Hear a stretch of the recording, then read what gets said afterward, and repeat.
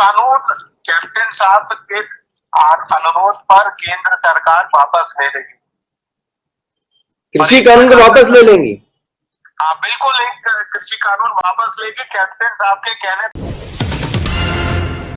नमस्कार, India first के खास प्रोग्राम एस्ट्रोलॉजी फर्स्ट में आपका बहुत बहुत स्वागत है। और जिस तरह से आपने अभी देखा कि जब ये कल्पना ही नहीं की जा रही थी कि क्या कृषि कानून को मोदी जी वापस ले लेंगे, उस वक्त पंडित अरविंद तिवारी जी ने भविष्यवाणी कर दी थी कि मोदी सरकार कृषि कानूनों को वापस लेगी और कैप्टन अमरिंदर सिंह बीजेपी के सहयोगी होकर उभरेंगे।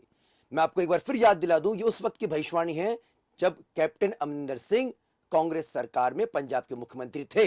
और कहीं भी दूर दूर तक जिस तरह से मोदी सरकार अडिग थी, ये कल्पना ही नहीं की जा सकती थी, ये सोचा ही नहीं जा सकता था कि क्या मोदी सरकार इतने लंबे जो तमाम कवायदों के बावजूद भी ये फैसला वापस लेगी।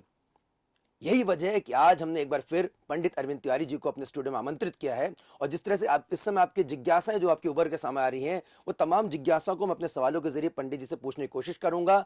और एक बार फिर मैं आपसे कहूंगा कि अगर कोई सवाल छूट जाता है, आप जरूर उसको कमेंट में लिख के भेजिएगा। हम एक बार फिर पंडित जी से संपर्क करेंगे, कोशिश करूंगा उन तमाम सवालों का यहाँ पर जवाब हासिल करने के लिए जो आपके मन में भी यहाँ पर उठ रहे हैं। पंडित जी, पहले तो आपको बहुत बहुत स्वागत है।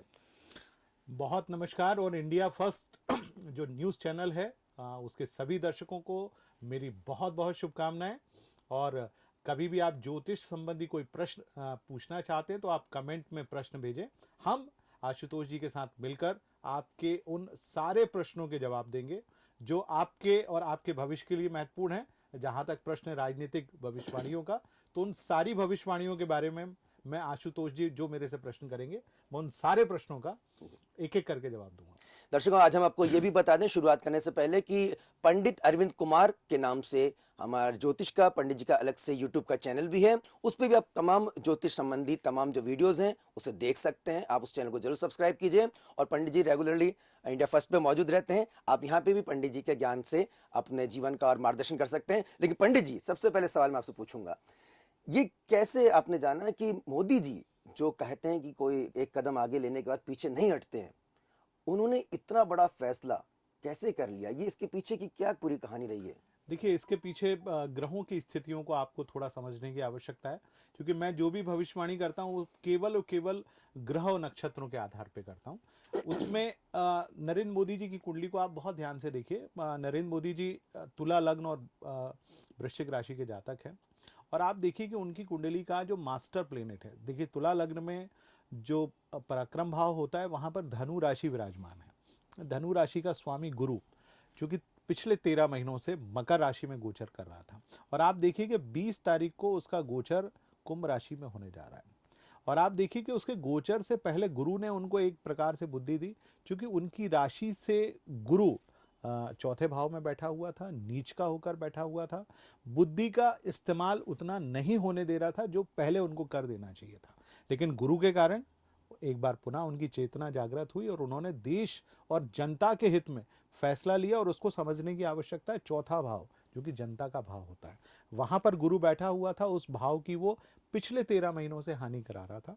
20 तारीख को वो ट्रांजिट करेगा, मकर से निकलकर पंचम भाव में पहुंचेगा, राजनीति के भाव में। अर्थात राजनीति में पराक्रम भाव का स्वामी पंचम भाव में पहुंचना राजनीति को और भी सर्वश्रेष्ठ बनाता है। आने वाले दिनों में आप देखेंगे न केवल नरेंद्र मोदी जी भारतीय राजनीति और भारतीय जनता के पक्ष में बहुत शानदार निर्णय लेने वाले हैं, अपितु आप देखेंगे उनकी लोकप्रियता में भी कई गुना वृद्धि होने जा रही है। लेकिन पंडित जी, राजनीतिक तौर पे देखा जाए तो अगर इतना बड़ा फैसला वापस लेते हैं तो दो सवाल उठते हैं। क्या ये जो कृषि कानून थे वो गलत थे, जिसे अब स्वीकार कर लिया गया है प्रधानमंत्री जी के द्वारा, उन्होंने वापस लिया है, इसका मतलब विपक्ष कहीं ना कहीं सही था? और दूसरा ये, तो इससे तो कहीं ना कहीं कमजोर इच्छा शक्ति और कमजोर राजनीतिक इच्छा शक्ति का भी पता चलता है कि भाई देखिए, आप अपनी चीजों को समझा नहीं पाए। देखिए, मेरा मानना है, मैं जितना, चूंकि एक राजनीति शास्त्र का विद्यार्थी भी हूँ और मैं इस बात को बखूबी समझता हूँ, लेकिन मैं एक चीज़ बताना चाहूँगा। देखिए, जहाँ तक मैंने इन तीनों कृषि कानूनों के बारे में पढ़ा, मुझे नहीं लगता कि उसमें कहीं कोई बहुत ज़्यादा परेशानी वाली बात थी।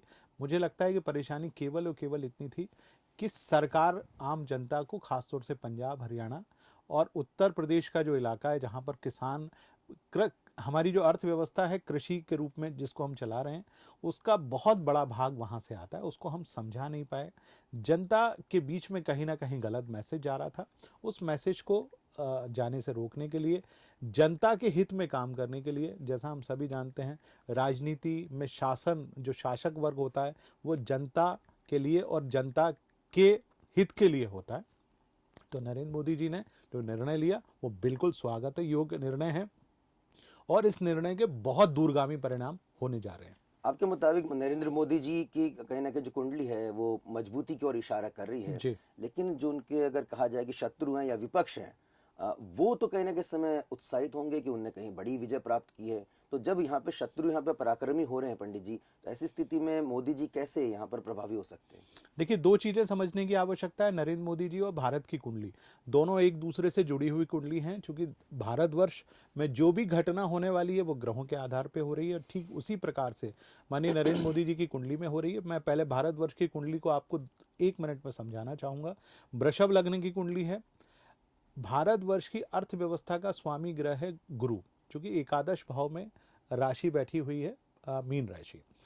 देखिए, वो जितना मीन राशि के पास आ रहा है भारत की अर्थव्यवस्था को बेहतर स्थिति में ले जाने की कोशिश कर रहा है।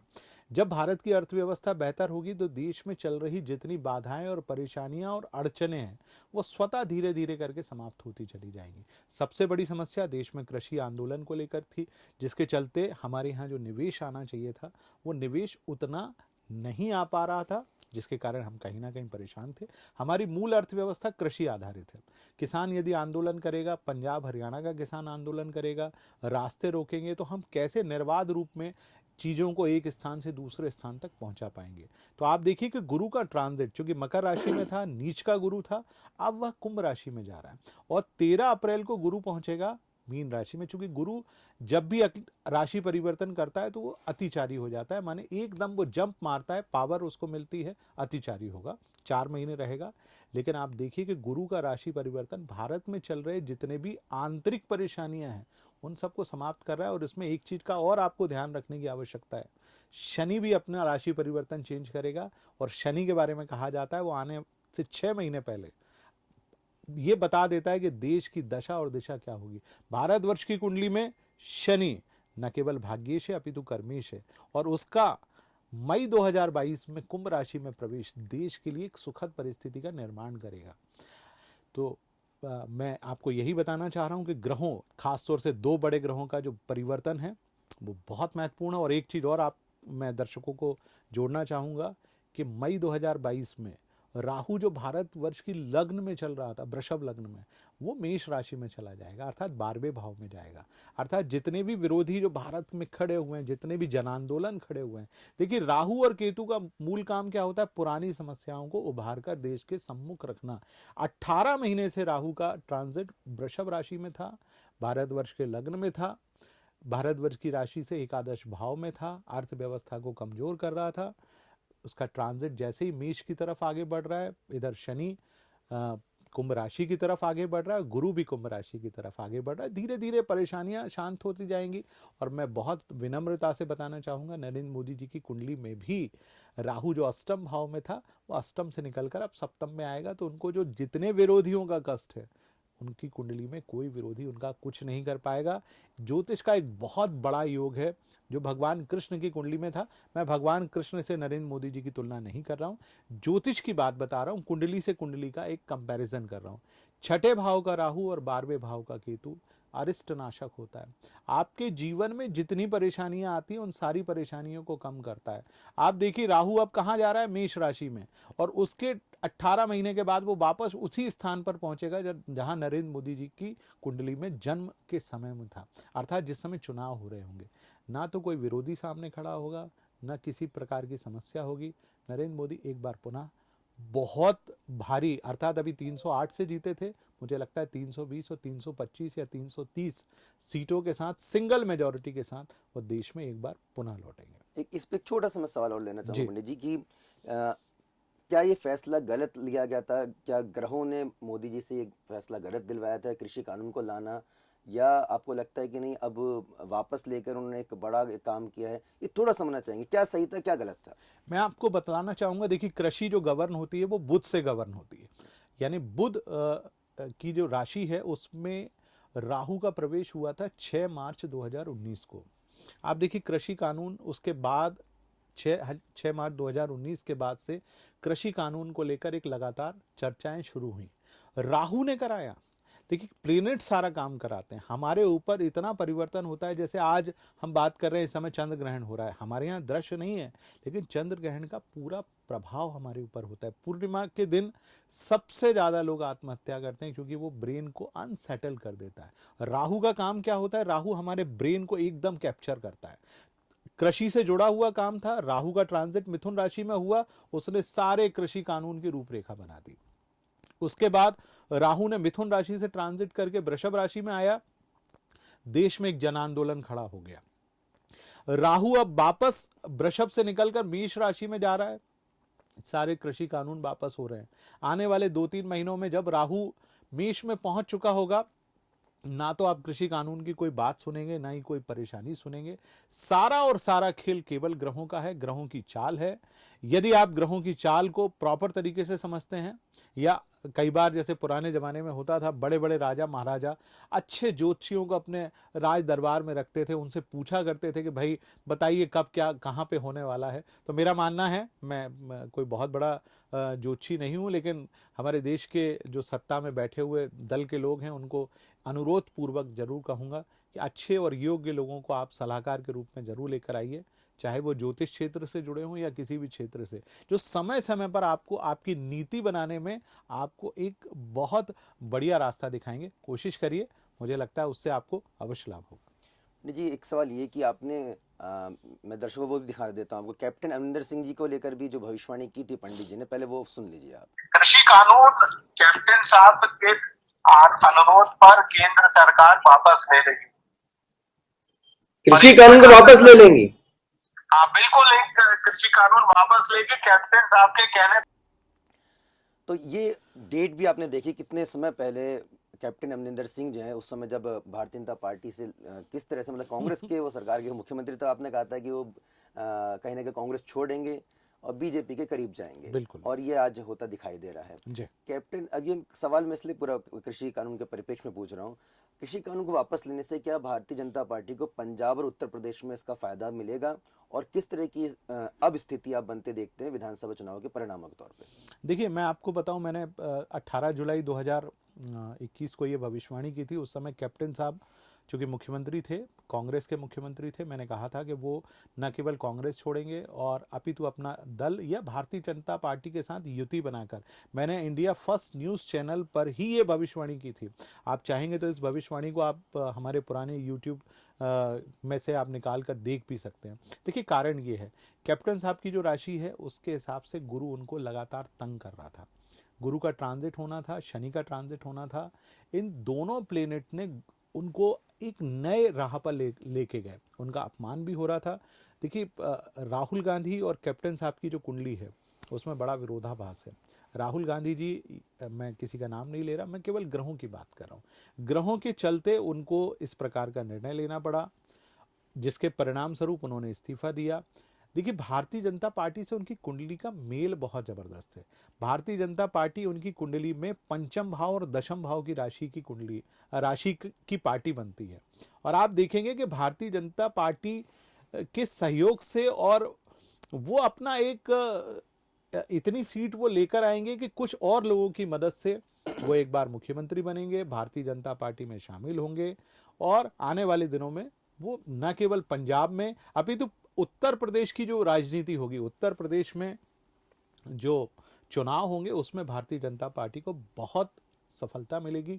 खासतौर से वेस्टर्न यूपी का जो इलाका है, हरित प्रदेश यानी बुध का प्रदेश, राहु वहां से निकल रहा है, राहु निकल के अब मंगल की उसमें जा रहा है, अर्थात वो कहां पर जा रहा है?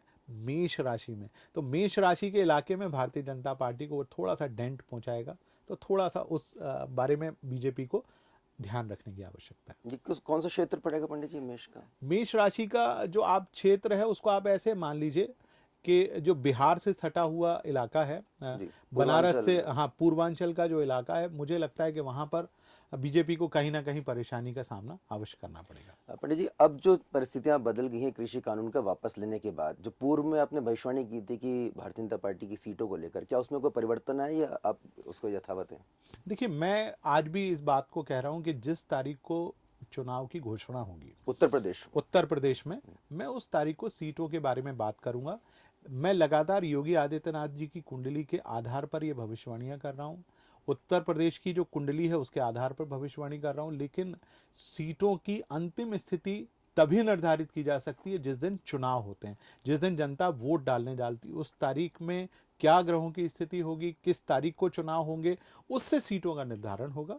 तो हम और आप एक बार पुनः उस दिन बैठेंगे और एक बार पुनः अपने ज्ञान से प्रयास करेंगे। देखिए, मैं ज्योतिष का विद्यार्थी हूं, मैं कभी अपने आप को ये नहीं कहूंगा कि मैं पूर्णतः ज्योतिष में फलित के बारे में सबसे ज़्यादा बात कर सकता हूं। ये ब्रह्म ज्योतिष है, इसमें लगातार पढ़ना पड़ता है, लगातार अनुसंधान करना पड़ता है। हमको जो कुंडलियां प्राप्त होती, हम केवल और केवल उन कुंडलियों के आधार पर विश्लेषण करके आम जनता तक एक सटीक चीज निष्पक्ष तौर पर पहुंचाने का प्रयास करते हैं, बिना किसी पार्टी का पक्ष लिए हुए।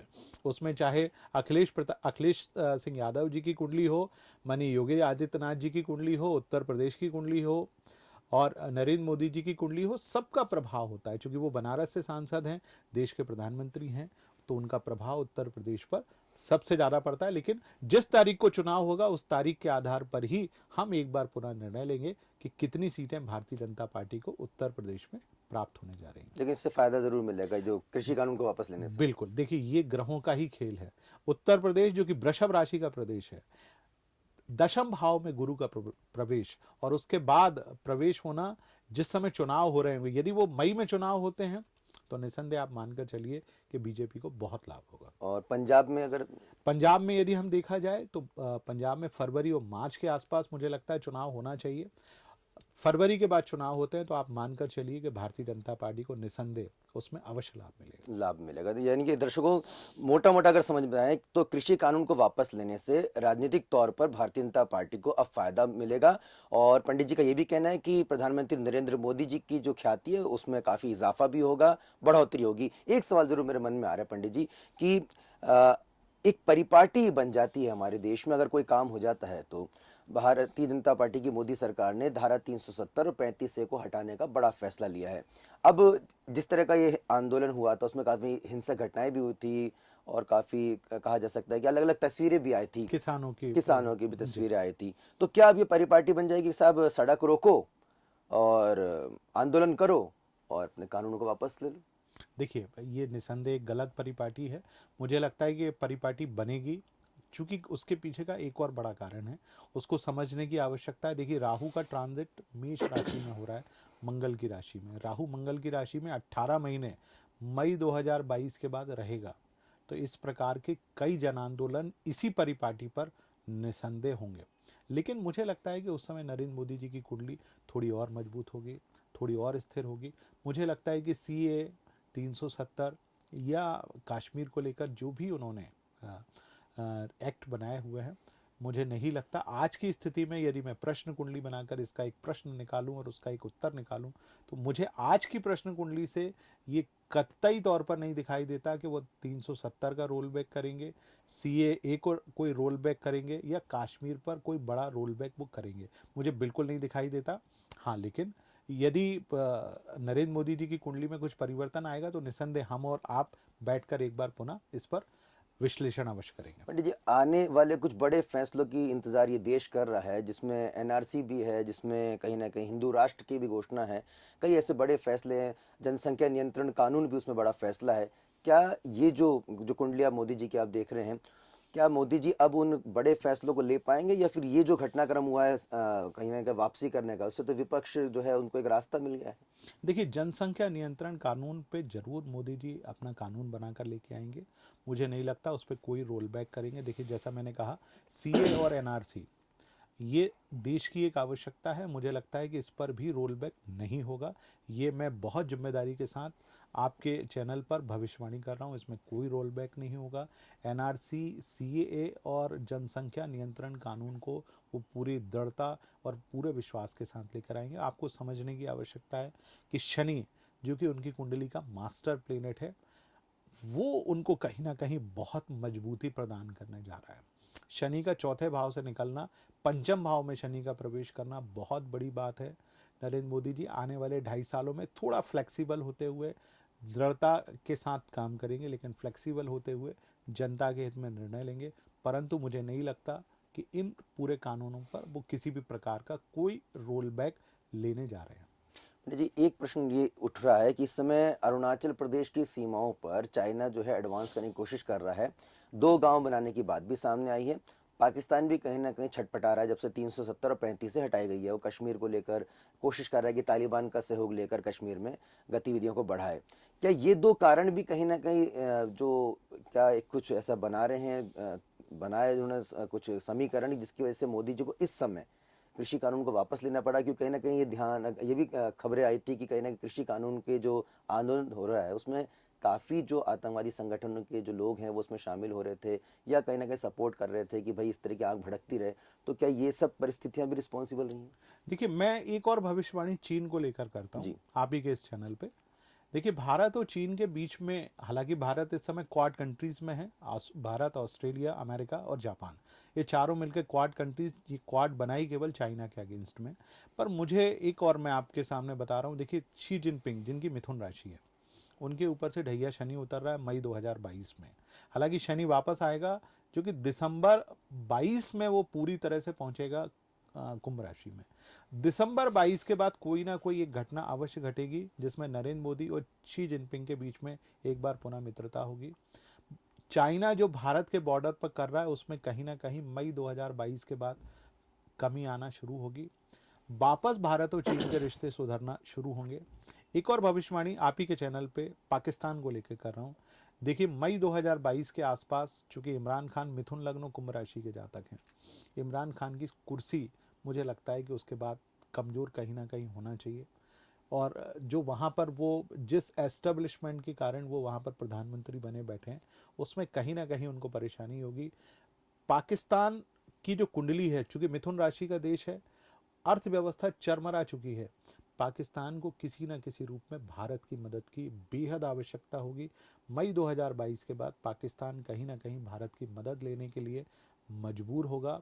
दोनों देशों से 2022 के बाद भारत के संबंध मुझे लगता है आज की तुलना में थोड़े से बेहतर अवश्य होंगे। किस तरह से बेहतर होंगे इसके लिए हम अगले एपिसोड में जरूर बात करेंगे। क्या भारत के जो संबंध हैं वो युद्ध के हालातों के बाद बेहतर होंगे या पीओ के एक काफी बड़े हिस्से को हासिल करने के बाद बेहतर होंगे या चीन के साथ कहीं ना कहीं हमारे टकराव के बाद हासिल होंगे? और क्या चीन ताइवान पर अपनी बढ़त बढ़ाने के कामयाबी के सिलसिले में भारत से कहीं ना कहीं मैत्री कर सकता है? ये तमाम ऐसे सवाल हैं जो हम अगले एपिसोड में आपको ज़रूर दिखाएंगे। और एक बार फिर निवेदन करेंगे कि आप हमारे चैनल को जरूर सब्सक्राइब कर लें। पंडित जी का नंबर लगातार फ्रेश हो रहा है, आप उन्हें व्हाट्सएप और SMS के जरिए भी आप उनसे संपर्क कर सकते हैं। अगले एपिसोड में इन तमाम जानकारी के साथ मैं पंडित जी के साथ फिर हाजिर होऊंगा। तब तक के लिए नमस्कार। नमस्कार।